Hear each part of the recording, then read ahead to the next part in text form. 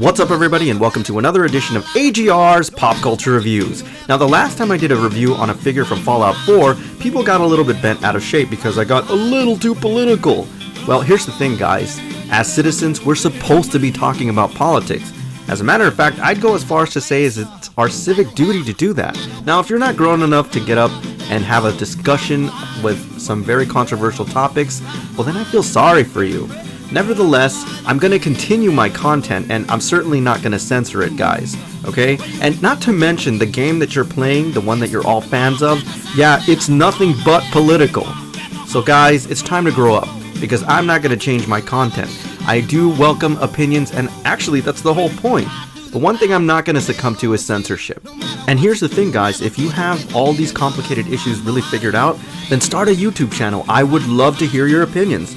Honestly, I really would. I'm not trying to be facetious. I would love to hear what you guys have to say. But ultimately guys, and the great equalizer here, if you don't want to start a YouTube channel or you can't because you can't articulate your words, then there's always a dislike button. And I welcome you guys to dislike the video if you don't like the content, guys.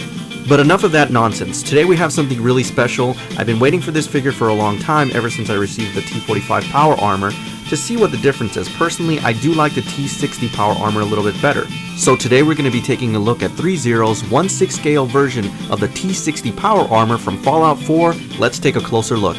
Now, one of the things I'm really impressed with both figures is the head sculpts. They actually look like perfect recreations of what you see in the game, and given the fact that Bethesda give you the option of being a male or female, I think this was a logical choice and I'm glad they did this.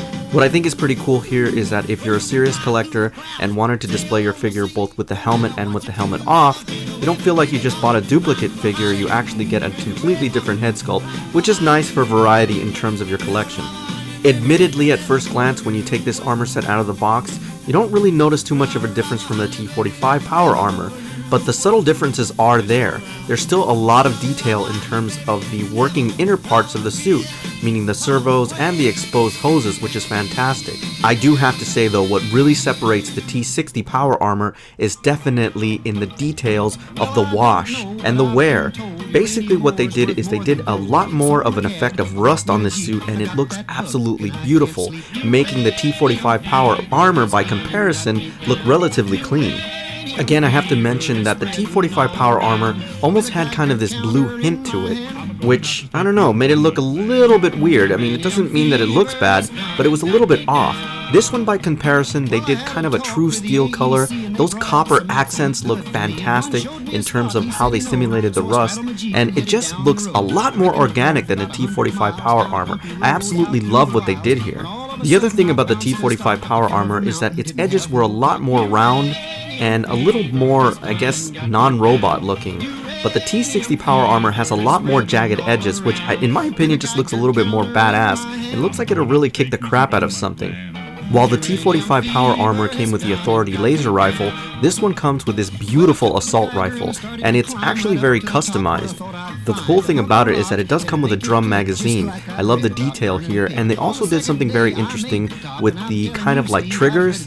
They actually made them rubber so that they wouldn't break off eventually, and I think that was a great design choice. Overall, it looks fantastic. For me, what really impresses me about a piece and what makes me determine the overall quality is the detail that they put into areas that are normally not seen or not displayed, and that's usually the reverse side. Here they did an amazing job in terms of the hoses, the rubber parts that go into the suit, and just the overall workings of it. You still get that traditional power core, which can be removed, and it's completely magnetic, which is awesome. I mean, just these little details really make this figure. Now, the female head sculpt is really the extra accessory that they give you with this figure, because it does come standard with the T60 Power Armor helmet, which looks fantastic as you can see. I definitely like this design, especially in the details and the wear and the wash, and just like the previous figure, it is able to light up, which is really freaking cool. I guess the only real dilemma that you'll have with this figure is trying to figure out how you want to pose it. Now, as you can see, I left the female head on, and I have her holding her helmet in her hand, which looks really cool. Now, just like the previous figure, the T45 Power Armor, you do get additional accessories if you choose to kind of display the figure without all the power armor on top of it, which is a nice little option. So again, you're getting several figures in one in terms of how you want to display it. It does come with additional canisters, the extra fusion cell wheel, you also get the fusion cell itself, and remember I told you that this figure comes with a drum clip, but it also comes with a regular clip and 2 additional hoses. So there's a lot of things, or a lot of extra things that this figure comes with. Now, just like the previous figure, the T45 Power Armor, my main criticism about this one is that it has no diecast in it, and for this price point it seems a little bit shameful. But again, I have to remark, and to be fair to THREEZERO, if they would have added diecast, the cost for this figure would have been absolutely astronomical, and it may not have sold as well as it did. And that kind of lends me into my next issue, is that this figure I can categorize as a holy grail piece because it is completely sold out, guys. Wherever I've tried to look for it, it is completely out of stock. So this is again why pre-orders are so important, guys. And because of its current scarcity, I do have to thank the folks over at THREEZERO and Sideshow Collectibles for sending this wonderful piece over for review. Alright everybody, so that's my official review on THREEZERO's 1/6 scale version of the T60 Power Armor from Fallout 4.